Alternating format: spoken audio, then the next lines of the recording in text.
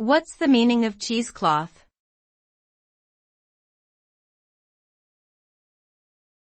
Cheesecloth.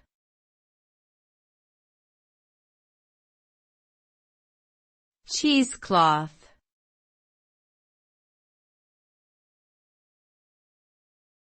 Cheesecloth.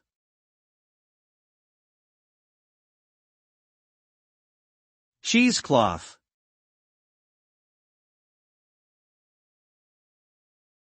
Cheesecloth is a lightweight and open-weave cotton fabric that is commonly used in cooking and food preparation. It is often used to strain liquids, such as stocks or broths, or to bundle herbs or spices together for easy removal. The result of using cheesecloth is a clear and smooth liquid, free from any solid particles or impurities. Its fine texture allows the liquid to pass through while retaining any solids, resulting in a clean and purified product. Cheesecloth is also used in other applications such as crafting and cleaning.